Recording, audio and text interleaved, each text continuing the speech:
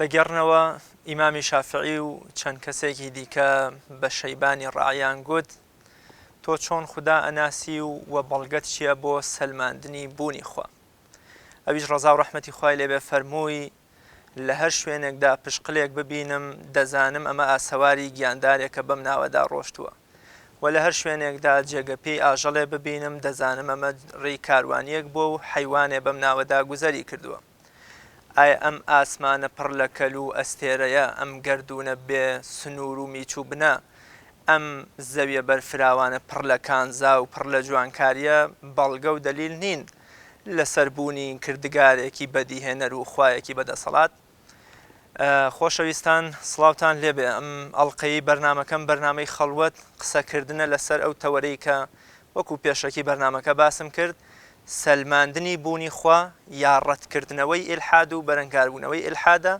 لە ناو عیرفانی ئیسلامیدا. عورەفای ڕاستەقینە چۆن لە علم اليەقینەوە گەشتونەتە حەق اليەقین بە جۆرێ لە جۆرەکان هیچ شک و گومانێکیان لەسەر دەسەڵات و بوونی خوا نەبووە و بگرە بوونەتە بەڵگەیەکی سەلمێنەر بۆ سەلماندنی دەسەڵات و بوونی ڕەهای خوا جەلە جەلالوو. زۆر بەڕێز دکتۆر سەباح بەرزنجی مامۆستای زانکۆ و لێکۆڵەر و ڕاوەکاری ئەدەبی میوانی ئەم ئەڵقەی بەرنمەکەم بەرنامەی خەڵەو دەبێ.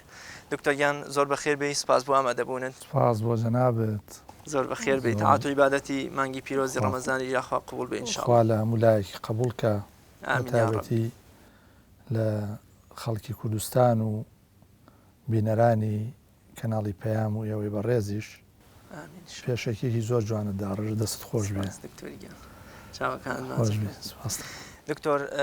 وەکۆڵێ لە زۆربەی بەرنمەکان ماگەر بگەڕ لەسەر عیرفان قسەم کرد بێ، داوای پێناسەم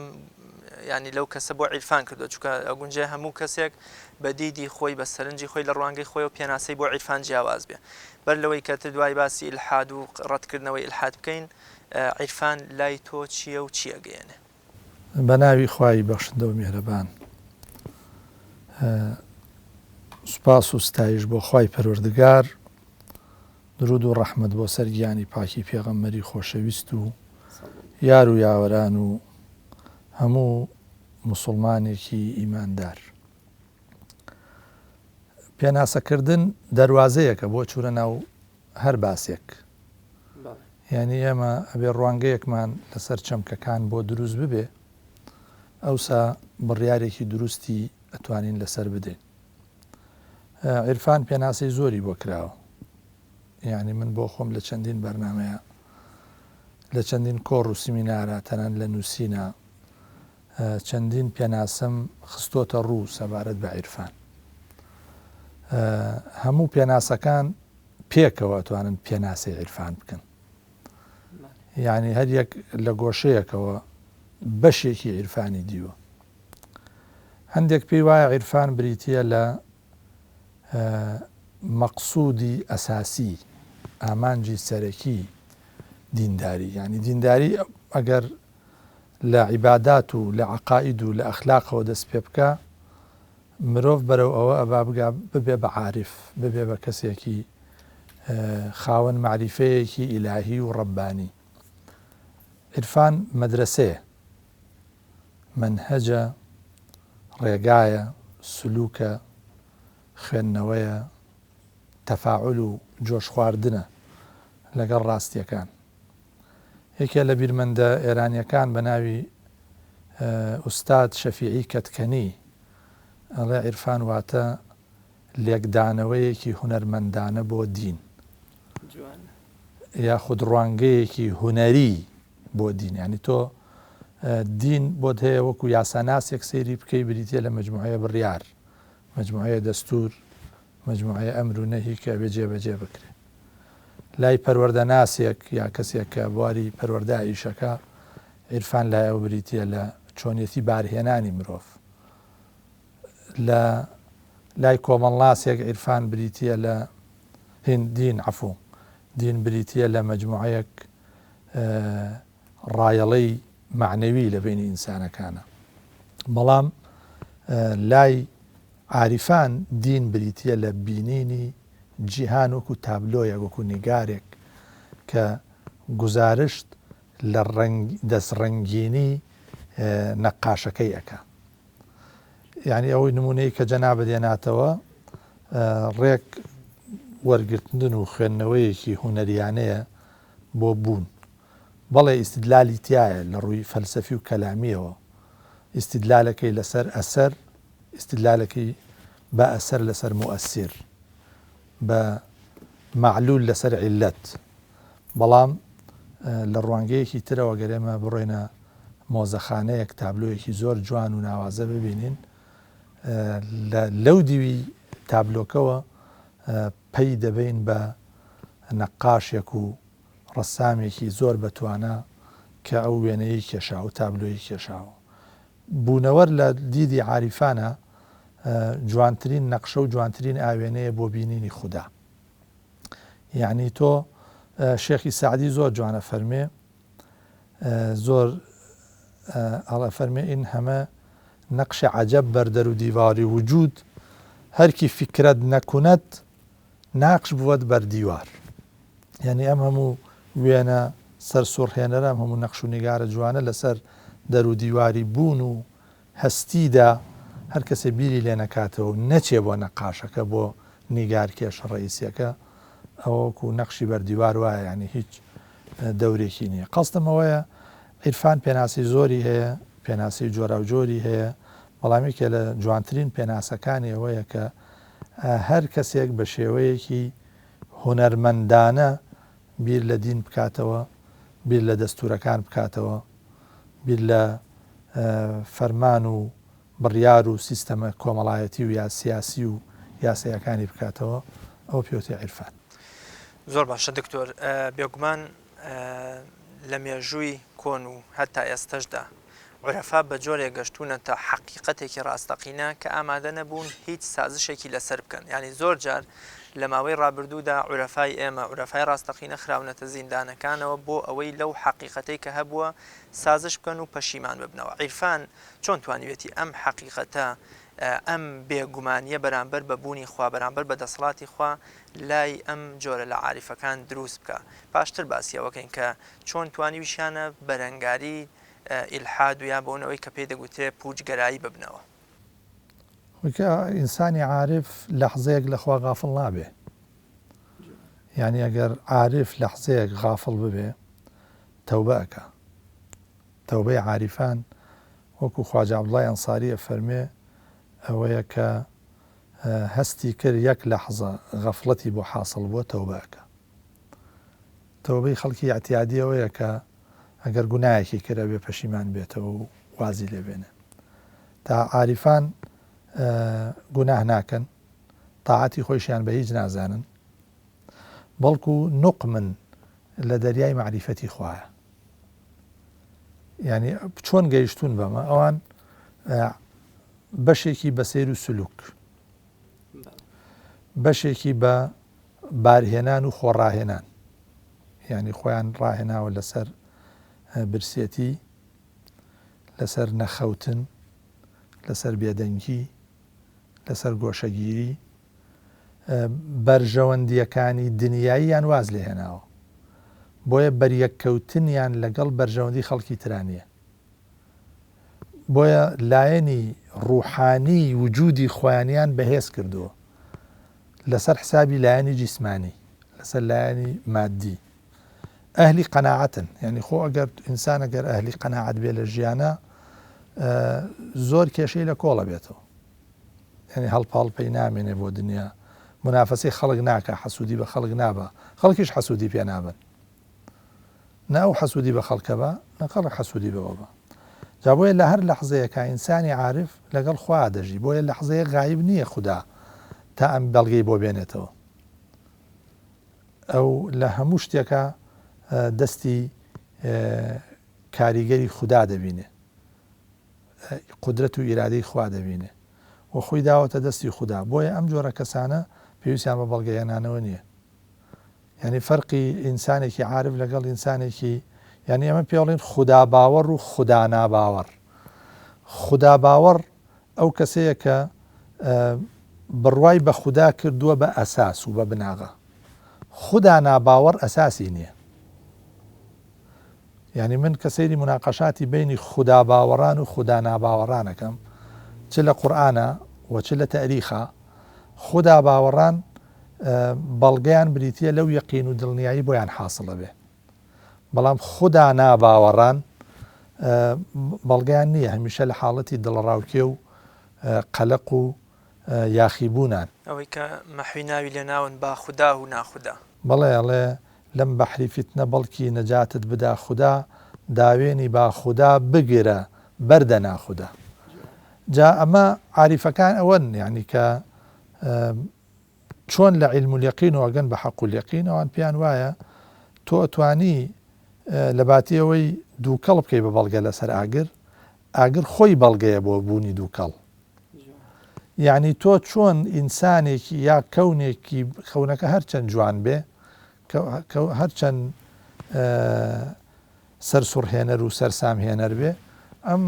کەونە لە بوونا پێویستی بە خوددایە بەڵام بۆ لە ئیسباتە خوددا پێویستی بەو بێ یعنی ئەمان نایەن جیهان بکەن بە بەڵگە لەسەر بوونی خوددا بوونی خوددا ئەکەن بە ئەساس و ئەیکەن بە بەڵگە لەسەر بوونی جیهان یعنی پێیان وایە مادام خۆدا هەیە و ئەم هەموو سیفەتە جوانەی هەیە ئەم هەموو ناوە جوانەی هەیە ئەم هەموو خەلاقیەت و فعالیەت و رازقیەت و مالکیەت و مەربوبیەت و ئولوهیەتەی هەیە بە هەموو سیفەتە جوانەکانەوە ئەم سیفەتە جوانانەیە داخوازی ئەوەکە کە جیهانێک دروست ببێ یعنی لە عالەمی ئەمرا خوای پەروەردگار ئامیرە کەواتە ئیقتیزای ئەوەیە کە عالەمێکی خەلقیش دروستکە بۆی ئەمر بکا بە خەلق بۆی فەرمان بکا بە خەلق و بە مەخلوقاتی خۆی زۆر باشە دکتۆر ناونیشان یا ئامانجی تەوەری ئەم جارەمان ڕوبەڕووبوونەوەی عیرفانە بەرامبەر بە ئیلحاد یا ڕۆڵی عیرفان و کاریگەری عیرفان بپرسم ئایا هیچ ڕەبت و پەیوەندیە گیان لە ڕابردووە لە دەرکەوتنی ئیلحاد و عیرفان لە ناو جیهانی ئیسلامیە عیرفان مەبەستمێ ئایا ململانێ لە نێوانیانە هەبووە و ئەم ململانەیە چۆنی بووە عیرفان چۆن ئەتوانێ بە تایبەت لەم سەردەمی مادیگەرایی و پوچگەراییە ناخی مرۆڤەکان جۆرە لە جۆرەکان پڕ بکاتەوە لە ئارامی و لە دڵنیایی لە ڕاستیە دیراساتی زۆر کراوە بۆ ئەم مەوزوعی کە جەنابەت باسیەکەی هەندێک پێی وایە عیرفان هەمیشە ئەو مەتەرێزە بووە کە مولحیدین لە پشتیەوە وەستاون بۆ لێدانی دین یعنی بۆ نمونە ئێستا حرەکەتێک دروست بوو یا ئێستا هەیە حرەکەتێکی وە لە ناو مولحیدینە کە برەو بدەن بە ئینتاجی عاریفە موسڵمانەکان بۆچی بۆ تەزعیف و بێهێزکردنی حرەکەتی سیاسی ئیسلام بە حکمی ئەوەی کە عیرفان لەگەڵ سیاست و لەگەڵ ئەحزابی ئیسلامی و ئەحزابی سیاسی ئیسلامیە یەک ناگرنەوە و بە حکمی ئەوەی کە لە تاریخی ئیسلامیە مەجموعەیەک عارف هەبوون کە مجتەمەعی ئیسلامی تەڕدی کردوون وەکو سوهرەوەردی و وەکو حەلاج وەکو ئەو عارفە گەورانەی کە عیمادالدینی نەسیمی و مەجموعەیەک هەبوون کە لە تاریخی ئیسلامیە بە عارف مەشهورن بەڵام لەلایەن فقەهاوە زەم کراون و تەکفیر کراون و تەنانەت ڕەفز کراون یا کەسێکی وەکو ئیبن عەرەبی بۆ نمونە ئێستا دیراساتێکی بەهێزەیە ئایا بە بوونی عیرفان ئێمە ئەتوانین ڕوبەڕووی ئیلحاد ببینەوە یان نە بۆیە بێ ئێمە شیکاریەک بکەین هەم بۆ عیرفان هەم بۆ ئیلحاد شەرت نییە یەکەم هەر شتێک پێ بوترێ عیرفان بێ وەکو چۆن مەرج نییە هەر شتێک پێ بوترێ ئیلحاد بێ کێ بڕیارەدا و تەفسیر بۆ ئەم چەمکانە دەکا کێ تەفسیر بۆ عیرفانەکە و چێ تەفسیر بۆ ئیلحادەکە و ئەو تەصنیفاتی کە ئەکرێ بۆ عیرفان ئێمە عیرفانی سونیمان هەیە عیرفانی شیعیمان هەیە عیرفانی باڵتینیمان هەیە عیرفانی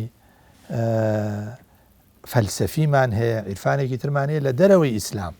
ئەمانە هەموو پیانەوترێ عیرفان یعنی هەر کاتێک کە ئینسانێک سەرچاوەی معریفەی بریتی بێ لە کەشف و لە زەوق و لە قەلب و لە معطیاتی سەرووی معطیاتی عەقلی ئەوە شتێک دروستێ بە ناوی عیرفان بەڵام ئایا هەموو عیرفانێک ڕسمیەتی پیا کردووە وەکو چۆن ئیلحادیش تەصنیفاتی زۆری هەیە ئیلحادی کولیمان هەیە ئیلحادی جوزئیمان هەیە و تەنانەت بە هەندێک جار عاریفان بە مولحید زمانزەت کراون فەیلسوفانی گەورە لە تاریخا ئێمە بینین بە ناوی مولحیدەوە هین کراون محاکەمە کراون لێدراون دەرکراون لە مزگەوت و لەم شتانە وەکو ئیبن ڕوشد وەکو مەلا سەدرا خەڵک نمونەی زۆرمان هەیە جا ئێمە کێشەکەمان لەوایە ئێمە تەبەنای چ قیراعەتێکەکەین بۆ دین ئایا تەبەنای دیرۆک و لێکدانەوە و خوێندنەوەی فوقەهای متعەسیب تەیارێکی زاڵ لە تاریخی ئیسلامیە یعنی مەسەلەن ئێستا لە هەر لە شوێنێکی وەکو میسرا مؤسسەیەکی ڕسمیمان هەیە وەکو ئەزهەر خەڵکانێک ترشمانەیە لە دەرەوەی ئەزهەر لە قسە لەسەر دینەکەن ئایا هەر ئەبێ ئەزهەر بڕیار بدا یا مەسەن لە شوێنی وەکو سعودیە لە وڵاتی خۆمان لە وڵاتی خۆمان مامۆسایانی ئاینی یەکێتی زانایان خەڵکانێکن کە تەمسیلی تەیاری سائید و ڕسمی و فەرمی ئەکەن ئایا هەر کەسی ئەوان وتیان عارفە عارفە هەر کەسی ئەوان وتیان مولحیدە مولحیدە یعنی بە قیراعەتێ لە دین لە تاریخی ئیسلامیە ئەبینین حەلاج ئەدرێ لە دار بەڵام 100 ساڵ تێ ناپەڕێ لەلایەن محققین و زانایان و بیرتیژانەوە حەلاج وەکو قوتبێک ئەناسێنرێ وەکو خواناسێکی گەورە ئەناسێنرێ و تەویل بۆ قسەکانی ئەکرێ و شەتەحایەتیەکانی بە شێوەیەکی ترمانە ئەکرێ ئەمە زۆر نوقتەیەکی گرنگە کە ئەبێ ئاگادار بین و کاتێک ئەڵێن عیرفان ئەتوانێ مواجهی ئیلحاد بکە یعنی عیرفانی ڕاستەقینەی شمولی کە لەسەر مەبدەئی تەوحیدی ڕاستەقینە دادەمەزرێ و بێجگە لە خودا هیچ شتێکی تر بە شایانی باز نازانێ لەو عیرفانە شمولێدا ئیلحاد مزمەحیل ئەبێ ئەتوێتەوە نامێنێ ئیلحاد ئەبێ بە وەکو ئێرانیەکان ئەڵێن ئەبێ بە یاوەگوئی ئەبێ بە وڕێنەکردن پێگەرم بەستەکەم بۆ ئەگەر ئێمە بین قسە کار لەسەر ئەدەبیاتی عیرفانی بکەین قسە لە سۆرتوراسی عیرفانی بکەین ئەبینین عاریفەکان ئەتوانن زۆرترین قسەیان پێبێ لەم ڕۆیە زۆرترین معالەجەیان پێبێ بۆ کێشەکانی ئەمڕۆ چونکە کابرایە کەم ئەبێ بە مولحید هەندێک ئەسبابی ذاتی و مەوزوعی وای لێەکە کە بێ بە مولحید ئەمان ئەتوانن معالەجەی ئەو ئەسبابانە بکەن دکتۆر ئەو عیرفانە شمولیە چۆن بناسینەوە سیماکانی یان بۆ مۆرکی ڕاستەقینەی کامێ لە ئێستادا ئیلحاد لە جیهانی ئیسلامی و لە جیهانی ئەوروپیدا لە حاڵەتەوە بۆتە دیاردە ئێمە چۆن سەرەتا عیرفان ڕاستەقینەکە ئەوەی کە تەنها وەکوڵێم ئەوە نییە کە مەحویە فەمی قسە و باست لە عیرفانە کەچی دنیای مەنزور دیابوونە بۆ ئامانجی خۆی و بانگەشەکاری عیرفانە چۆن بیناسینەوە تا بتوانین لە ڕێەوە بەرەنگاری ئیلحاد و بێدینی پێ بکەین ئێمە بێت تۆزێک جورئەتمان هەبێ خۆمان ڕزگارکەین لە ئیسلامی وەعزی ئیسلامی وەعزی بەڵایەکی زۆر گەورەی هێناوە بەسەر ئیسلام و موسڵمانانە کە ڕەنگە ئەمە قسە قورسیش بێ کە تەحملی هیچ جۆرە پرسیارێ ناکە تەحملی جۆرە تەساؤلێک ناکە و هەڵ ئەبەزێتەوە لە بەرامبەر عاریفان و مۆقتا عیرفانیەکان دەرهاویشتە عیرفانیەکان زاهرە عیرفانیەکان و لە بەرابەر مەقولە عیرفانیەکانەوە ئەوەستێ لە بەرابەر پرسیارەوە هەمیشە ئەو وەڵامی ئامادەی پێ ئەم وەڵامە ئامادانە کە لە ئیسلامی وەعزیە هەیەەوە بە ئوسلوبێکی تۆقێنەر و بە ئوسلوبێکی تەڵقینکەر و تەنها بۆ لە موسڵمانانە ئەبێ متەلەقی هەبێ وەرگر هەبێ و تەواو خەڵک ئەبێت تێک ڕای گوێ بن تەنانەت چاویشیان بەکارنێنن فوئادیشیان بەکارنێنن لە قاڵێکە قورئانە فەرمێ أفرمي ولا تقف ما ليس لك به علم إن السمع والبصر والفؤاد كل أولئك كان عنه مسؤولا أمان إسلامي وعزي أمتيكي جورايل أمتيكي بيبير كدنوا أمتيك وكو قطيع مع يعني تابع أما ئەمە بووە بە سەبەبی ئەوەی مجموعەیەک ئەگەر ئەسئیلەی ئیلحادی شەبێ وەڵامیان دەست نەکەوێ و خەڵکێ بێ بە مولحید ببێ بە خودا ناباوەڕ. اینجا سەبەبێکی ترەوەی ئێمە یعنی ئیسلامی وەعزی ئەبێ سنوورێکی بۆ دابنرێ یا واعیزان ببن بە عارف واز لەوە بێنین کە ئەوترێت ینی ئێمە هەستەکەم بە کاهینکردنی عالمی دینی مشکلەیەکی گەورەیە وەکو چۆن ئەوروپا پێشتر گیری خواردو بەدەستیەوە. بەڵێ ئەمە یەکەمین کارەکە ئیسلامی وەعزی ئەبێ کۆتایی پێبێ ئەبێ بەو معنایی کە نەک ئێمە بڕیار دەربکەین ئەبێ موسڵمانەکان ئاستی معریفیان بگاتە ئەوەی کە ئەهلی فکر بن ئەهلی لێکدانەوە بن و تەویل بگاتە مستەوایەک کە کەس بە ئاسانی پێی نەوترێ مولحید و هەر کەسێ قسەیەکی کرد پرسیارێکی کرد شتێکی کرد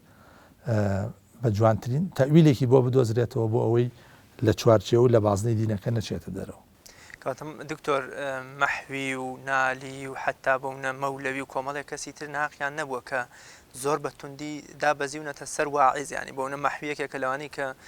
لە دەیان شوێن دیوانەکە لۆمە و سەرزەنشتی واعیزەکە کە کەسێکە کە بەڕاستی لە ڕێی خۆی لایداوە و خەڵکیش بەرە و دێران و بەرەو کەندەڵانە بە بەڵێ پێش مەحوی حافظەڵێ واعیزان کینجیل و بەرمیحراب و منبەر میکنن چون به خلوت میروند انکار دیگر میکنن مشکلی دارم ز دانشمند مجلس باز پرس توبه فرمایان چرا خود توبه کمتر میکنن. ئەڵێ واعیزان ئەوا بۆ شێوە خۆیان لە میحراب و منبەرە ئەنوێنن کاتێکە شوێن ئەچنە خەڵوەتەوە کارێکی تر ئەکەن پێچەوانەی ئەوەی کە ئیڵێن من ئەم مشکلە ئەم گرفتم هەیە لە زانا بپرسە بۆچی ئەو کەسانی کە بە خەڵکەڵێن تۆبە بکەن خۆیان تۆبە کەمتر ئەکەن. یعنی ئەمە یەکەم دووهەم بڵاوکردنەوەی معریفە بە معنە ڕاستەقینەکەی یعنی ئێمە زانکۆکانمان ناوەندەکانی خوێندنمان ڕسمی و غەیرە ڕسمی لە مستەوایەکی نزمی یعنی سیاست گوزاری خوێندن لە وڵاتی ئێمەیە بەرەو ئەوە ناچێت کە ئینسانی خوێندەواری ڕاستەقینە دروست بکە لە ئەنجامدا ئەو معریفەی کە دروست ئەبێ کە معریفە کۆڵەکەی یاخود بڵین ستونی فەقەراتی شخصیەتی ئینسانە ئەو معریفەیەکی ڕاستەقینە نیە معریفەیەکی جوزئیە بۆیە ئەو کەسەشی کە ئەبێ بۆ مولحید لەسەر ئەساسی معریفەیەکی ناقیس ئەبێ بە مولحید ئەچێ نەزەریەیەک تیۆریەکی غەڵەت تیۆریەکی نوقسان ئەبینێ لە شوێنێکە و دوای هەیاهوی ئیعلام و میدیا ئەکەوێ کە ڕەواج بە فەیلسوفێک ڕەواج بە فکرەیەک بە بیردۆزەیەک بە تیۆریەک ئەدەن و ئەمیش کێرکێرانە دوایەکەوێ بە عنوانی مۆد کاتە سەبەبی دووەم چییە بڵاوبوونەوەی جۆرێک لە مغالەتات و جۆرێک لە سوفستائیەت زمان پاراویەکی بێمحتەوا یاخود علمێکی وەکو بڵێ علمێکی سەحەفیانە نەک زانستێکی مصحەفیانە ئەمە بۆی خۆی گرنگە یعنی کە ئێمە ئەبێ ئاگادار بین ئەسبابی ئیلحاد دەستنیشان بکەین و عیرفان ئەتوانێ وەڵام دەرەوەی هەموو ئەمانە بێت کە توراسی زانە ڕاستەقینەکانە لە ناو زانایانی ڕاستەقینەیە لە ناو زانایانە بە درێژایی مێژوو عاریفان قسەی یەکەمیان کردووە هەژمونێکی ڕوحی دروستەکەن لەسەر بەرامبەر یعنی کاتێک کە ئەبوو عەلی سینا لە حوزوری ئەبوو سەعید ئەبولخەیرا دائەنیشێ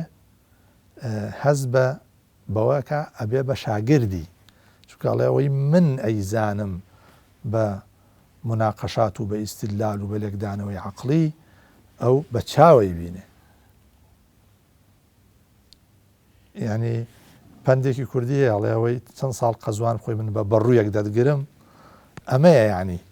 کاتێک کە عارفێک وەکو مەولانا جەلالەدینی ڕوومی واز لە تەدریسی 500 تەلەبە ئەهێنێ خۆی وەکو ڕئیس جامیعەیەک وا بووە وبهەت و شخصیت و تەسیرێکی زۆر گەورەی لە کۆمەلگای خۆیان هەبوو بەڵام لە حزوری عارفێکی وەکو شەمسی تەبریزیە ئەبێتەوە بە شاگرد و شتێکی تر ئەبینێ. یعنی من ئەگەر دانیشین لەم مەجلیسا باسی ئەو میوانە بکەین هەر مؤلفاتی لەسەر بنووسین لەسەر تامەکەی ئەبێتە ئەوەی کە لەتیکەین و قاژێکی لێ بخۆین. کەواتە عیرفان شتەکانمان پێ ئەچێژێ ینی تام و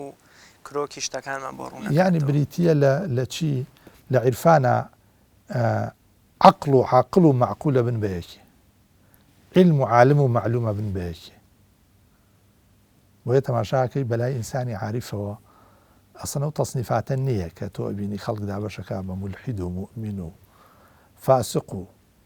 متدین و ئەمانە هەموو تەصنیفاتی سیاسین لە عیرفانە جێی نابێتەوە. لە عیرفانە شتێکە پێوتێ قورب و بعد، نزیکی لە خودا و دووری لە خودا. کێ نزیکترە با هەر نزیک بێتەوە، کێ دوورە با نزیک بێتەوە، با نزیک و نزیکتر بێتەوە. جا تۆ ئەگەر لەگەڵ مولحیدێکا بە منطقی عیرفانی قسە بکەی ئیدانەی ناکەی، سەرکۆنەی ناکەی، دەمکوتی ناکەی، بەڵام باوەشی بۆ وەگریتەوە. هەڕێک پێغەمبەرانیش سەڵات و سەلامی خۆیان لەسەر بێ وا بووە پێغەمبەری خواژە فەرمێ صلی الله علیه وسلم هەر کەسێ بەگوێی من بکا ئەچێتە بەهەشت، هەر کەسێ بەگوێم نەکا خۆی نایەوێ بچێ. زۆر جوانە. باشە، زۆر باشە دکتۆر. جەنابەت لە شوێنێکە فەرمووی دەرگای هاتنی ئیلحاد بۆ ژیان یان بۆونەت بۆ دڵ و دەرونی مرۆڤ شوبهات و شەهەواتە. عیرفان چۆن ئەتوانێ ئەم دوو کەلەبەرە یا بوون ئەم دوو کڵاو ڕۆژنەیەمان بۆ بگرێت کە ئێمە لە ڕێی شوبهات و یا شەهەواتەوە ئەوانەی کە پێگوترێت گومان یا لەگەڵ حەز و ئارزوەکان بەجۆی لە جۆرەکان بەرەو ئیلحاد و ئەوەی کە لادان لە ڕاستە شەقامی ئیسلام یا بۆ نەخواپەرستی. عیرفان چۆن ئەتوانێت ئەم دوو کون و کەلەبەرەمان بۆ بگرێت؟ یەکەم ئەوان عاریفەکان نورانیەت و شەفافیەتێکیان بۆ حاصل ئەبێ تەسیر لەسەر بەرامبەر دائنێن، چونکە خۆیان نەشوبهەیان ماوە نەشەهوە. یعنی کاتێکە نەسیحەتێکەکەن ڕێنماییەکەکەن ڕۆڵێکە بینن بەرامبەرەکەیان هەز ناکە ئەمە لەبەر خۆیانە. یعنی هەڵگری ئایدۆلۆجیایەکی معەیەن نین، هەڵگری ئەوە نین کە لەبەر خاتری خۆیان شتێ بکەن. داوایان بۆ خوددایە نەک بۆ خۆیان. بانگەواز و پەروەردەیان لەبەر خاتری گەیاندنی خەڵکە نزیکردنەوەی خەڵکە بە خودا. ومن أحسن قولا ممن دعا إلى الله وعمل صالحا وقال إنني من المسلمين. دعا إلى الله نەماوە خۆشیان جیا ناکەنەوە بە سەر و سیما و بە کۆمەڵێشتی ڕواڵەتی لە خەڵکی دیکە. هەر نیسبەتی دعا إلى اللهکە یعنی هەر کەسێ زۆر گوێ بگرە لە وتاربێژانی خۆمان ئەوەی إلى اللهکەی بەهێزترە تەسیری لەسەر خەڵکەکە زیاترە. وکڵێ لە دڵەوە ئەچێ بۆ دڵ. بەڵێ ڕاستە. ئەوە قاعیدەکەیە. جا بۆیە ئەوان چونکە عاریف بۆ خۆی ژەنگ لەسەر ئاوێنەی دڵی نەماوە ئەتوانێت ژەنگی دڵی خسەر دڵی خەڵکیش لابە. ئەم ژەنگە ئایا ژەنگێکی تیۆری بێ کە پێوتێ شوبهە یا ژەنگێکی عەمەلی بێ کە پێوتێ شەهوە. یعنی مانیعەکان نامێنێ لەلای ئەو و بن بە نمونەیەکی بەرجەستە لە ژیانی ڕۆژانەی خەڵکە کە خەڵک چاویان لێ بکە. جا بۆیە نیسبەتی دینداری زۆر مهمە لەو ڕوانگەوە سیر بکرێ و بەرجەستە ببێ لە ژیانی خەڵکە. ڕاستە.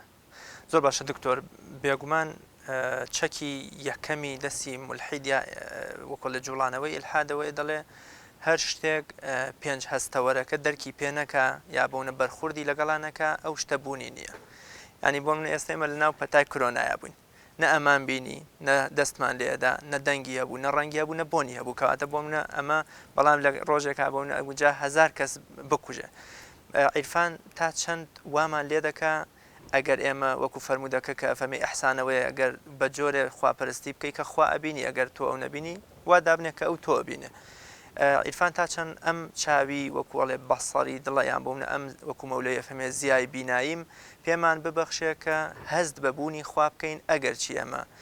خوددا نەبینین یاد بۆونە دەنگی نەبیستین بەرخوردی لەگەڵانەکەین. وی خلافی ئێمە بەگشتی لەگەڵ خوددا ناباوەڕانە ئەوانن ئەوەیە کە سەرچاوی وەرگرتنی معلوماتمان جایە. بۆ نمونە تۆ بڵێ تەنها سەرچاوی زانینی مرۆڤ بریتە لە هەستەکان ئەمە یعنی تۆ منهجێکی تەجریبی و لەناو منهجی تەجریبیشە منهجی حیسی، چونکە حتا ئەو تەجربەیەش بەشێکی بریتە لە عەقڵ. یعنی ئێمە ئێستا ئەگەر بڕێن ناو بەحسی فەلسەفیەوە زۆر قوڵ ببینەوە تایە هەستەکەین کە منهجی تەجریبی کلێنی زۆری تایە. یعنی ئەمان کێشێ بۆ مناقەشەیەکی تر لە مەسادری معریفە و سەرچاوەکانی زانینە. ئەسڵەن عارف ئەم شتە زاهریانە ئەم شتانەی هەر بەلاوە وە کۆڵێ کایی مناڵانە قسە لەسەرەوە بکەی ئەمە لە تاقیگا بسەلمێ یا نەسەلمێ یا حتا لە سەروی ئەویشەوە ئیستیدلالی عەقڵی بەلاوە بەکارهێنانی مەسائلی عەقڵ و لە بواری ئیلاهیاتە وەک وایە تۆ بە قاچێکی دارینەوە بە دەشتێکی پڕ لە ئاگرا بڕۆی. حتا مەولانا جەلالەدینە فەرمیێڵێ پای ئیستیدلالیان چوبین بووەت، پای چوبین ساخت بی تەمکین بووەت. یعنی تۆ دوو نەفەر بێنە بەرچاوی خۆدەیەکیان قاچی بەدار دروست کرابێ یەکیان قاچی تەبیعی، ڕێگە ڕۆیشتنی کامیان پایەدارە و گونجاوە و منسەجیمە؟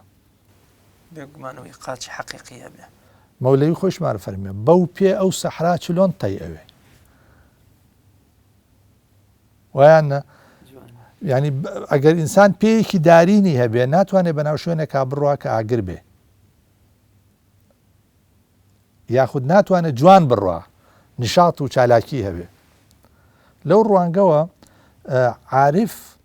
لە سەروی حیسیەکانی شەوەیە، لە سەروی فەیلسوفان و ئەهلی ئیستیدلالی شەوەیە، چونکە بەلایە وایە تۆ ئەگەر بێنی بەڵگە بێنیتەوە لەسەر بوونی خۆر بە سێبەر، یعنی بڵێ ئەم نەفەرە لەبەرەوەی سێبەری هەیە کەواتە خۆرێ وا بە سەرسەریەوە، ئەی خۆت بۆ سەر و بەرزۆ ناکەی، خۆ دوومەڵێ بە پشملتەوە نییە، بۆ سێری خۆرەکە ناکەی. بۆیە کەواتە ئێمە ئەبێ لەگەڵ کەسی مولحید بڵێ لەگەڵ یاکەویتە مناقەشە عاریڤەکەوێتە مناقەشە لەگەڵیا کاڵێ جارێ زۆر مسلەمات هەیە کە ئێمە بە هەستەکان نایبینین و ئەوان باوەڕێن بە حەواسی باتینی هەیە عاریفان، یعنی لە مقابلی بەسەڕ و بەسیرەت هەیە. مەحوی نافەرمێ کە باسی پێغەمبەر صلی الله علیه و سلم فەرمێ بە چاوی سەر خودابینە بە چاوی دڵ خودازانە. ئەمجا قەلب هەیە، سر هەیە، ڕوح هەیە، خەفی هەیە، ئەخفا هەیە، هەمووی لە هەنا و لە باتینی ئینسانە لە مقابلی پێنج حەواسە زاهریەکەوە حەواسی باتینی هەیە کە عاریفان لێکدانەوەیان بۆ کردووە و بەو شێوەیە تەحلیلی کەونەکەن، لێکدانەوە بۆ کەونەکەن، سەن معایەشەی کەونەکەن، معایەشەی حەقیقەتی بوونەکەن و ئەمە لە هەموو دینەکانیشا هەبووە. یعنی من دێتە بەرچاوم باتە خەویلیەکەم کە حەزەتی ئیبراهیم یایەکێک و حەزەتی نوح ئەم پێغەمبەرە گەورانە هەموو مرۆڤایەتی گەڕابن لە سەردەمی خۆیانە و تەعالیمی ئەوە بڵاو ئەوانە بڵاو بۆتەوە بە تەنانەت بە چین و بە هیندوستان و بە وڵاتان و بە ناو میلەتانی ترە. ئەینا حەزەتی نوح چ پێویستەکە 1000 ساڵ هینکە داوە بکە، 1000 ساڵی بۆچی؟ کەواتە هەر 50 ساڵی ناو قەومێکا بووە بانگەوازی کردون چکەوەڵێ ڕەبی لا تەذەر عەلە الأرض من الكافرین دەیارە. ئەرز یعنی هەموو ئەرز، معنەوە هەموو ئەرز گەڕاوە بۆ داوە بانگەوازەکەی. ڕاستە. زۆر باشە دکتۆر، عاریفان چی ئەڵێن لەسەر لەبەر هەمە شیعرەکان یانە بە تایبەت بۆ مەولانایە، مەولانا خالیدی نەقشبەندیە، مەحویە، نالیە، مەولەویە، چی ئەڵێن لەسەر ڕەتکردنەوەی ئیلحاد و گومانێک کەوا یەقینێکەوە لە بەرامبەر خواوە هەیەیان بۆ پێیان وا بووە هیچ جێی گومان و دوودڵی نییە کە خوددا حەقە و پێویستە مرۆڤ هەمیشە چاو لەسەر و ئامانجە بێ لەسەر ئەو ڕاستە شەقام و سڕاتە مستەقیمە بێت کە ئیگەێنێتەوە بەخۆ. هەر بەحوی خۆی نافەرمێن لەو شیعرا کە خوێنمانەوە داوێنی با خوددا بگرە بەردە ناخوددا. کێشە لەوایە ئێمە ناخوددا هین با خودداکان ئەوانەی کەڵێن ئێمە با خودداین تێکەڵی ناخودداکان نابن. خوددا باوەڕان هەر بۆ خۆیان قسەکەن ناچن ناو خوددا ناباوەڕانەوە. یعنی بەو سیاسەتی کە ئێستا لە ناو ئەهلی دینا هەیە کەس موسڵمان بووە تا ئێستا کەس ئیمانی هێناوە نا بەڵام ڕێیەکەوێت لە سەردەستی خوددا باوەڕێکی ڕاستەقینە هەر بە ئەخلاقەکەی هەر بە ڕەفتارەکەی هەر بە هەڵس و کەوتەکەی هەر بە بزەی شیرینی لێوی هەر بە نیگای مؤەسیری چاوی بە سوحبەت و ڕەفاقەت ئەوەیە داوێنی با خودداگرتن پێشکەشکردنی نمونەی زیندوو. یعنی ئێمە ئەبێ وا تێ بگەین موسڵمان پرۆژەیە بۆ دروستکردنی ئینسانێکی خاوەن مەبدەئی خاوەن هەڵوێستی خاوەن پرس خاوەنی قەزیە بەڵام کە قەزیەکان نەما کە قەزیە کوژرا و ئینسان باوەشی کرد بە دنیا ناوی لە خۆیشی نا عیرفان قسەی مولحیدەکە ڕاست دەرەچێ. قسەی مولحیدەکە ئەچەسپێ. ئێستا خەڵک قسە لەسەرەوەیە کە زەڕورەتی دین چییە؟ دین ئەگەر لایەنگری قەزایە ئەساسیەکانی مرۆڤ نەبێ شخصیت بەخشینەوە و شخصیت هێنانەوە بۆ مرۆڤ نەبێ ئەم دینە هیچ جاذبێتێکی نابێ. بوونەکەی بێ بە کێشە و کاتە دین. بەڵام عاریفی ڕاستەقینە دینێکی بەرجەستەیە لە ناو ژیانی خەڵکە. یعنی ئێمە تاریخی ئیسلامی کە خوێنینەوە سەحابەکان عاریف بوون عاریفی ڕاستەقینە بوون بۆیە ئەو تەسیریان دانا تا فەرمێ بە نووری عەکسی پێغەمبەر ئەوەندە منعەکیز بوون غەریبی تازە هاتوو دەیگوت ئەم پێغەمبەرستانە. باڵەوایە یعنی تۆ تەماشاکە من نمونەی ئەبوو موسای ئەشعەری بۆ بێنمەوە. ئەبوو موسای ئەشعەری ئیمامی عومەری کا بە والی بەسڕە بۆ کە ئەچێتە بەسرە پێ دوایە لەسەر کورسی دانیشێ و خزمەتکاری هەبێ و تەرتیباتی هەبێ و مڵک و ماڵی هەبێ و هەموو شوێنە باشەکانی بەسرە لەسەر خۆی تاپۆکە بیدا بە دەست و پەیوەندەکانی نەخێر ئەم پیاوە خاوەنی قەزیەیە مەرکەزی ئەسڵی ئەو مزگەوتە بەڵام لە مزگەوتە تەنها نوێژ ناکە مەجلیسێک دانێ دوای نوێژی بەیانی بۆ فێرکردنی قورئان تۆ بێنە پێشاوی تر ینی پێش 20 هیجری ینی حساب کە لە بەرە بەیان یا بڵین لە سەحەری ئیسلامایە مەوزوعەکە. ئەم ئەبوو موسای ئەشعەریەت 3 مەجلیسی عیلم دروستەکە شەو و ڕۆژ ناخەوێ سەدان کەس پەروەردە ئەکا جگە لە بەڕێوەبردننی کاروباری سیاسی و ئابووری و خەدەمی و ئەمانە لە شارەکە لە شارێکی تازە دروستکراوە وەکو بەسڕە ئەو مەجالیسانە دروستەکە دوایی لە شوێنێکی وەکو بەسڕا حەسەنی بەسری پەیابێ. ئەوە نمونەیەکی سادەیە لە مەوزوعەکە ئەمە عیرفان وای لەیەکە ئەمە عیرفان وای لەیەکە کە ببێ بە کەسێکی خاوەن قەزیە دینەکەی بە شێوەیەکی زیندوو نمایش بکە پێشەوەی لەسەر لاپەڕی کتێبەکان بێ لە ژیانی ڕۆژانەی خەڵکا بێ. دەبۆیە ئەوە بوونی عیرفانی ئیسلامی بە شێوەیەکی موجەسەم واتە مرۆڤ نەوازی دین نەوازی دڵبەستن بە خودداوە و بەکارهێنانی دنیا بۆ قەزیە نەک بەکارهێنانی قەزیە بۆ دنیا. جا ئەوە ئەگەر ئەوە بێت ئێستا زۆربەی من پێم وتی عەرزم کردی کە کێشەیەکی گەورە لە وڵاتی ئێمەیە ئەوەیە کە ئەسبابی زاتی و مەوزوعی ئیلحاد باز ناکەین ناچینەوە ڕیشەی مەوزوعەکان دەستنیشان کەین کەسێک بۆ بێ بە مولحید ینی بۆ بێ بە خودا ناباوەڕ چونکە ئێمە ڕیشەی خەریکی مەوزوعەکە نین ئێمە ئیشمانەوەیە کە حتا داوامان لە ناو دائیرە ئیسلامیەکایە ئەوەی ئێمە داوە نیە ئەمە ئیرشادە فقط داعیە ئەوەیە تۆ خاوەنی قەزیەبی بڕۆیتە ناو کۆمەڵگایە ئیمان بەرنا بە ڕەحمەت بچیتە نێو دین ئەوەی کە خەڵک لە چاخانەکانە خەریکی دۆمینە و کاری ناڕەوایە حتا ئەوەش داوە نییە ئەوە پێوتێ مەوعیزە ئەوەش وعزە بڕۆرە ناو شوێنانی ترۆکو ئیمامی موسلیم کە ئەبیسێ لە شوێنێ مەجموعەیە بتپەرستن واز لە دەرسەکەی هێنێ ئەچێتە ئەوێ لە ناویانە دائەنیشێ معایشەیەنەکە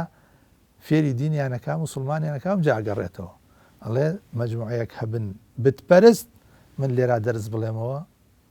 بە هیچ شێوەیەجێ نابێتەوە لە دینە کەواتە عاریفان هەمیشە ئەو قاعیدەیە لە ژیانی خۆیانە تەطبیقەکەن کە خوا فەرمێ لیمە تەقولونە ما لا تەفعلون کەواتە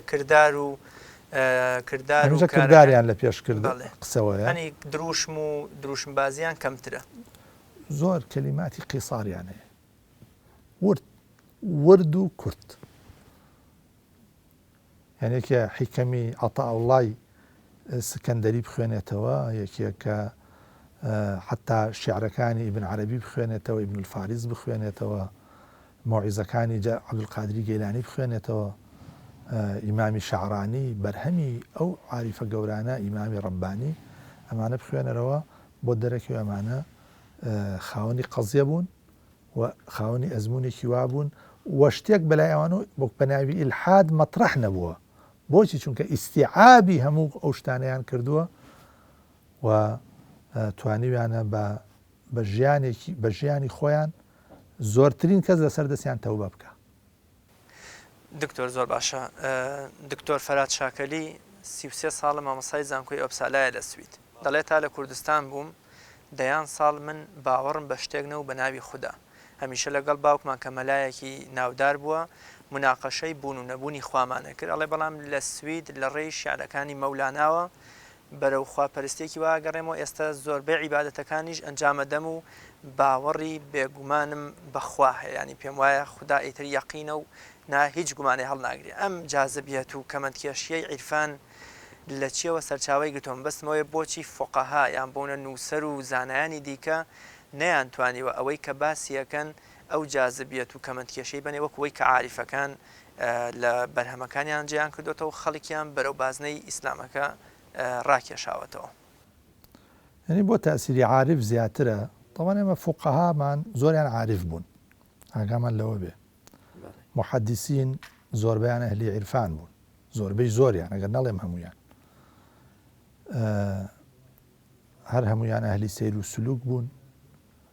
لەگەڵ وەرگرتنی حتا عولەمای کورد لەگەڵ وەرگرتنی ئیجازەی عیلمیە ئیجازەی تەریقەتێکیشیان وەرگرتووە یعنی هەر لە کوردستانی خۆمانە بەشە کوردستانی خۆمانە بە تایبەتی کە مەدرسەی بیارە مەدرسەیەکی زۆر معتەمەد بووە ئەو ئیجازە نامەی بیارە سیرکە مامۆستاکە لە زیمنی وەسیەتی تەلەبەکەیە کە ئەبێ فتوابەی بە قەولی ڕاجحی مەذهبی شافعی ئەڵێ ئەبێ بەردەوام کتێبی ئیحیاء العلومی ئیمامی غەزالی پێبێ لەگەڵ کتێبی عەواریف المەعاریفی شەیخی سوهرەوەردی کە ئەم دوو کتێبە بە یەکیشەوە چاپ کراون لە پاراوێزی ئیحیاء العلومە عەواریف المەعاریفیش چاپ کراوە. معنای ئەوەیە زاناکانی ئێمە زۆرینەی زۆریان ئەهلی عیرفان و تەسەووف و ئەمانە بوون. ئەهلی عیرفان هەمیشە کولی بیرەکاتەوە یعنی مەولانا خالید کە تۆ چیتە خزمەتی شیعرەکانی هەز ناکەی ئەمە خۆی فەرزەکا بەسەر تا یعنی دکتۆر فەرهاد کەوای فەرمووە لەبەر ئەوە فەرموویەتی مەولانا خالید بە شیعرەکانی قسە لە ناخی دکتۆر فەرهادەکە ئەم خۆی بینیوەتەوە لە ئاوێنەی شیعرەکانیە بۆیە تەقەمموسی مەولانە ئەکا ناتوانێت بێدین بێ بۆیە جارێکی تر ماهیەتی مەولانە لەوە زیینووە بێتەوە دروسە بێ ئیعادە ئەبێتەوە کە تۆ مەحوێ خوێنیتەوە هەز ناکەی مەحوی قسەت بۆەکە هەزەکەی خۆتی دەنگ ئەدەیتەوە لە ناو دیوانی مەحویە باسی معاناتی تۆ ئەکا باسی معاناتی دووریتەکە کاتێک کە دووری لە خوددا ناخی تۆ ئەو ناڵە و هاوارەی هەیە کە لە شێعرەکانی مەحویە هەیە ینی سەبەکەی ئەوەیە ینی تۆ کە بەرهەمێکی ئەدەبیە بینی خۆ دەبی بە بازیگەرتیایە وەکو دەرسێکی تەڵقینی نییە کە مامۆسایە پێت بڵێ و جیابێ لە تۆ نە قسەی خۆتەکا بۆ خۆت قسەی تۆ ئەکا بۆ تۆ تەجربەی تۆیە ئەو بینیوێتی بۆیە یعنی تەسیرەکەی ئەوەیە بەڕاستی زۆر باشە دکتۆر بێگومان لە جیهانی ئیسلامیە هەروەتا قورآن ئەفەرمێ ثم جعلناك على شريعة من الأمر فاتبعها واتە شریعەت ئەکرێ بگوترێ هەنگاوی یەکەمی دەستپێکردنی ئەم کاروانەیە ئەم ڕێگایە دوایی گونجێ مرۆڤ بگاتە تەریقەت بەڵام چی بکەین عیرفان چۆن نەتوانێت بمانگیانێتە حەقیقەتێک کە ئەوەی کە فەرمێ وەعبود ڕەبەکە حەتا یەئتیەکە اليەقین ینی بگەینە حەقیقەتێک کە ئیدی لاڕێبوون و هەڵدێران و پاشگەزبوونەوە ڕوومان تێنەکات چونکە دەیان زانا و فەیلسوف و حتا بەونە نووسری گەورە گەورەمان هەبووە نەگەشتۆتە حەقیقەت پاشگەز بۆتەوە یان بۆ نەخواانەخواستە لە نێو بازنەی ئاینەکە ڕۆشتۆتە دەرەوە هەم لە کۆن و لە نوێژدا عیرفان چۆن نەتوانێت بمانگەێنێتە خاڵی حەقیقەت یا بۆ منە لووتکەی حەقیقەت بە نمونەیەکی زیندووە توان وەڵامی ئەم پرسیاری جەنابەت بمەوە کەسێک کە لە ئامادەیی بە سەرکەوتوی دەرەچێ شایستەی ئەوەیە بچێتە کۆلیجی پزیشکی کە چوە کۆلیجی پزیشکی لەو ڕۆژەوە کابێ بە خوێندکار لە کۆلیجی پزیشکیە حسابی دکتۆری داهاتوی بۆکرێ بەڵام نابێ بە دکتۆر تا ئەو 6 ساڵە تەواو نەکا مجموعەیە دەرسی تیۆری لەگەڵ دەرسی کردەی و عملی اینجا بێ بچێتە خەستەخانەکان هەموو جۆرەکانی نەخۆشی ببینێ دوایە بێ بە دکتۆرێک مقیم ئەبێ پلەکان ببڕێت تا بێ بە مقیمەقدەم دوایە چێت تەخەسوس وەرەگرێ لە هەموو قۆناغەکانی خوێندنیا ئەبێ لەژێر ئیشرافی مامۆستایەکە بێ کە گەیشتە ئەوەی بوو بە پزیشکێکی پسپۆڕ ئەو کاتە سیقەی ئەوەی پێەکەی نەخۆشی بخەیتە بەردەسی بۆ ئەوی عملیاتی بکە ئەمە نمونەیە کە ڕەنگە زۆر دەقیقیش نەبێ بەڵام بۆ نزیکردنەوەی چەمکەکەیە ئینسان بۆ ئەوەی لە شریعەتەوە بە معنای تایبەتەکەی ئینا شریعەت بە معنای عامەکەی شمولی تەسەوفی شەکە بە معنای تایبەتەکەی کە فیقەها کە حەڵاڵ و حرامە و زانینی ئەمانەیە و بە جێبەجێکردنەکەی کە طریقەتە ئەگەی بەچی لەژێر چاودێری ئوستاز و مامۆستایەکی دڵسۆزە حاڵات و مەقاماتێکی عیرفانیت بۆ نسیب دروسە بێ سەیر و سلوکەکەی تۆ بەبێ ئوستاز و بەبێ شەیخ و بەبێ مامۆستا و بەبێ ڕێنمایەکی دڵسۆز نەتیجەی نابێ کەواتە بەشێکی زۆر لە ئیشکالاتی ئێمە حاڵی حازر لە وڵاتە ئیسلامیەکانە و لە موجتەمەعاتی ئیسلامیە ئەگەڕێتەوە بۆ نەبوونی ئەو شێخە مرشیدە یان نەقص لە پرۆسەکەیە نەقص لە ئەسلی عەمەلیەکەیە بەوەیە کە یەکەم تەئهیلەکە تەواو نییە ینی بین لە مەسەلەی پزیشکەکەەوە بۆی بڕۆین مستحق نییە بچێتە پزیشکی خراوەتە پزیشکی دەرسەکانی باش نەخوێندووە دەرچێنراوە بۆیە ئەمیان سەرنجام لاڕێ بێ و ئەمیش ئەبێتە بازرگانێک بەجەستە و دەرونی مرۆڤ بەڵێ جا ئەوەیە زۆر گرنگە کە ئەبێ بوونی شەرتی تەواوی مەوزوعەکە بریتێ لە بوونی ڕێنما بوونی ئوسوەی هەمومان پێغەمبەرە صلی الله عليه وسلم ئەو ئوسوەی هەموو شێخەکانە ئەو مقتەدای هەموو عارفینە لقد كان لكم في رسول الله أسوة حسنة جا بەڕێزم ئەوەیە کە پێم وایە نەقسەکە لە بوونی لە ئەسلی بەرنامەکانیە لە ئەسلی ڕێبازەکانیە لە ئەسلی نەقشە و پرۆگرامەکان نییە کێشەکە لە بوونی ڕێنمایەکی قودوەیەکی بەو شێوە هەیە کە ئینسان بتوانێت دەست بە داوێنێەوە بگرێت. دکتۆریان زۆر سپاس دەکەم. سپاس بۆ جەناب. خی گەورە پاداشتی بەخێرداتەوە و بە ئومێدیەوە ئینشەڵا ئەم بەرنامەیەکی ڕەزامەندی خوا و پاشان بینەرەکانمان بێ. زۆر سپاسان دەکەم. بینەرانی عزیز و خۆشەویست، بەم شێوەیە هاتمە کۆتایی ئەڵقەی ئەم جارەی بەرنامەکەم، بەرنامەی خەڵوەت. بە ئومێدیەوەی کە جێی ڕەزامەندیەوەی عزیز و خۆشەویست بێ و سپاسیشتانەکەم تا ئێستا بینەری بەرنامەکە بوون. تا بەیگەشتنەوەی تر و لە ئەڵقەیەکی تری بەرنامە بەخوای گەورەتان ئەسپێرم، خواتان دەگەم.